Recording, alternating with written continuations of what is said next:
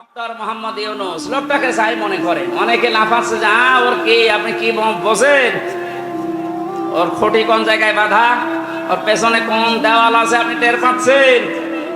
বিভিন্ন ইস্যু তৈরি করে মাঠে ময়দানে নামেন আর বাড়ি ঘেরাও করব, বাড়ি ঘেরাও করব। আরে ভাই, ইউনূস কি আপনি এখনো টের পাননি?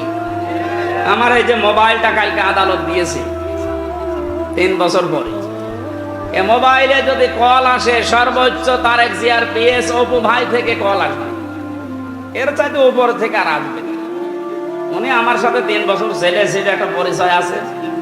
তারেক জিয়ার পিএস অপু, নাম শোনেননি? উনি হয়তো কল দিতে পারে, খুব ভালোবাসে আমার।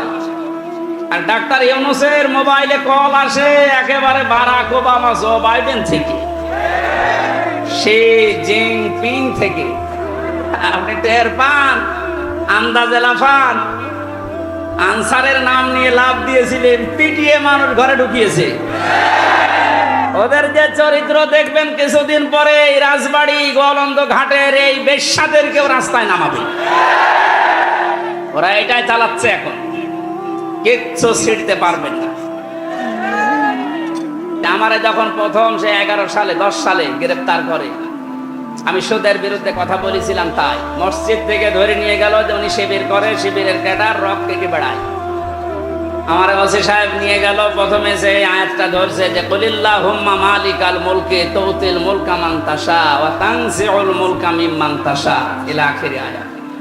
উনি টেবিলের নিচে এভাবে খাতা রেখে বাংলায় লিখে নিয়েছে, আমারে সামনে বসিয়ে বলছে, হুজুর এই আয়াতটার বাংলা বলেন তো। ঠিক আছে বলছি। আল্লাহ পাক বলেন, যাকে ইচ্ছা আমি ক্ষমতা দেই, যাকে ইচ্ছা ক্ষমতা থেকে নামিয়ে দেই।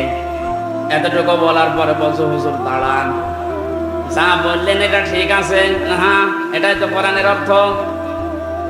হাসিনাকে আল্লাহ ক্ষমতায় বসিয়ে রেখেছে, এটা আল্লাহ রেখেছে, আপনারা ঝামেলা করেন কেন?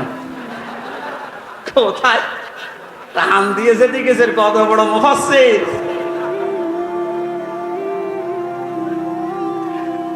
সূরা আলে ইমরানের 178 নম্বর আয়াতটা গত কয়েকদিন আগে আমি তাফসীর সব পড়তে গিয়ে দেখি ওই ওসির কথার পুরা উল্টা। আল্লাহ বলেন, কাফের জালেম এদেরকে আমি ক্ষমতার চেয়ারে বসিয়ে রাখি যেন ওদের পাপের মারতা পরিপূর্ণ হয়ে যায়।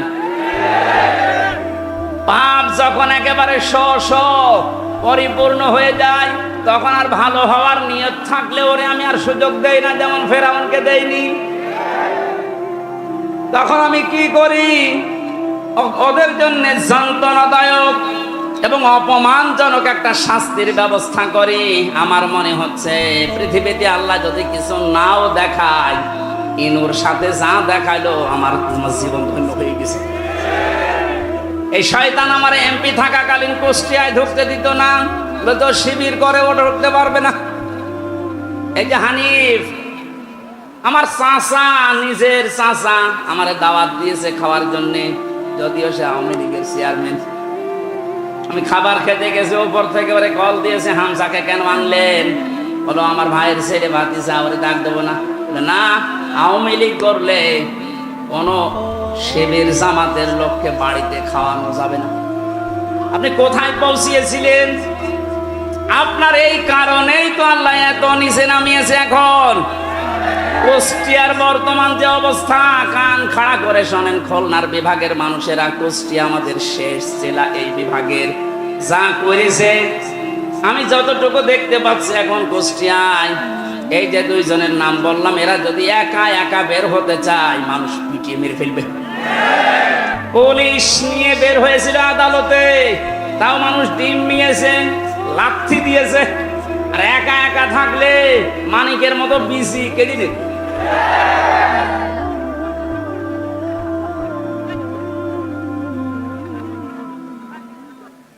এই জন্য জালেমদের কিন্তু পরিণতি খুব খারাপ। তারা আল্লাহর মামলার আসামি, তাদের দুনিয়াও শেষ, আখিরাতও শেষ। এক কথা বলেন না কেন? দুনিয়া শেষ কেন? আল্লাহু লা ইয়াহদিল কওমাজ জালিমিন, জালেমদেরকে আল্লাহ পথ দেখাচ্ছে না, দেখাবেও না। ইয়াহদি এটা মজারে, বর্তমান, ভবিষ্যৎ, প্রেজেন্ট, ফিউচার। কোন জালেমকে আল্লাহ হেদায়েত দিচ্ছে না, দেবে না। এই জন্য আমরা যেন জালেম না হয়, নারী হোক আর পুরুষ হোক, কোনো বিষয়ে যেন জুলুম করবেন না। অনেক মহিলা আছে তার স্বামীর উপরে জুলুম করছেন, হ্যাঁ আছে। মেয়েরা মাঝে মাঝে কল দিয়ে বলে, হুজুর পুরুষদের বিরুদ্ধে কিছু বলেন না। না, আপনাদের বিরুদ্ধে বলছি এই কারণে, কারণ আপনার যে স্বামী যত খারাপ হোক, ও কিন্তু ফেরাউনের মতো না। ফেরাউনের জীবনে আমি পড়েছিলাম, এত বড় শয়তান ভয়ঙ্কর স্বামী পৃথিবীতে কারো ভাগ্যে আসবে কিনা আমি জানি না। নিজের স্ত্রী আসিয়ার হাতের ভেতরে ব্রেক লাগিয়েছে, পায়ের ভেতরে শলাকা লাগিয়েছে, মাথার উপরে গরম তেল ঢেলে দিচ্ছে শুধু ইসলামের কারণে। এই কপালের ভেতরে ব্রেক দিয়েছে। এই কঠিন অবস্থায় যখন এর শাস্তি চলছিল, আল্লাহ জিবরাইলকে পাঠিয়ে দিলেন, জান্নাতটা মেলে ধরো। হযরতে জিবরাইল এসে যখন জান্নাত দেখালেন, হযরতে আসিয়া ডাক দিয়ে বলেছিলেন, মাবুদ তুমি আমার জন্য জান্নাত পাঠিয়েছো, আমি জান্নাত চাই না, আমি চাই তুমি যেখানে থাকো ওই জায়গায় একটা ঘর আমার জন্য বানিয়ে দাও, যেন সব সময় তোমাকে দেখা যায়। দ্বিতীয় নম্বর, একটু ভালো করে মেয়েরা, এটাই আপনার ওয়াজ।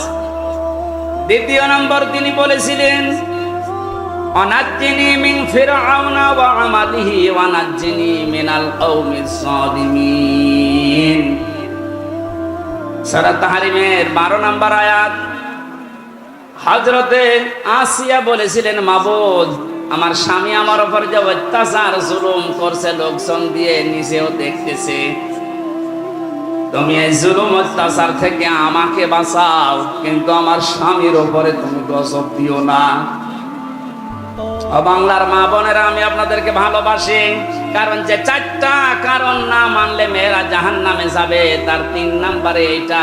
স্বামী যাদের আছে, এই মানুষগুলোকে যারা জায়েজ পন্থায় খুশি করতে পারে না, ওই মেয়ে লোক নামাজ রোজা হজ যাকাত করলেও জাহান্নামী। অনেকে এটা হয়তো বোঝেন না, বা বোঝার পরও না জেনে না বুঝে ভুল করছেন। আপনাকে আমি থামার জন্য বলছি, এই পৃথিবীতে সবচাইতে বড় মেহমান আপনার জন্য আপনার স্বামী। আমি যে উদাহরণ দিলাম, যে এই মহিলার মতো এত বড় ভয়ঙ্কর স্বামী দুনিয়ায় কারণে যশোর, খুলনা, বাগেরহাট, এ সাতক্ষীরা তো নেই। না না, এত বড় খারাপ স্বামী আছে কার? আছে মানে আপনি কি এরকম নাকি?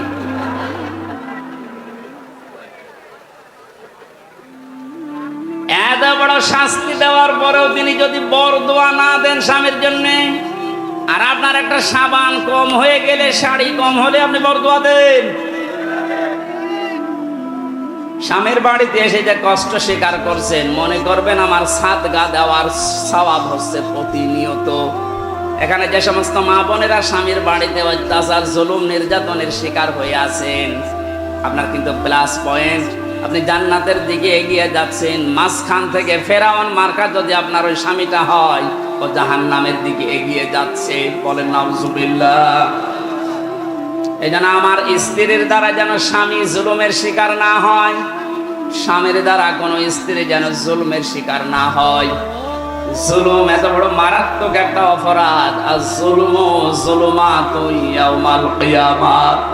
নবীজি বলেন, জুলুম কিয়ামতের দিন ঘোর অন্ধকার হয়ে মানুষের সামনে দেখা দেবে। আমরা যা করি না কেন, অন্তত জুলুম থেকে যেন আমরা বেঁচে থাকি। বলেন আমিন। এটা আল্লাহ এত বেশি ঘৃণা করেন এই জুলুমকে। সূরা ইব্রাহিম 13 নম্বর পারা 19 নম্বর পৃষ্ঠা 12 নম্বর লাইনের 42 নম্বর আয়াতটা আল্লাহ জালেমদেরকে নাযিল করেছেন তাদের দেখে।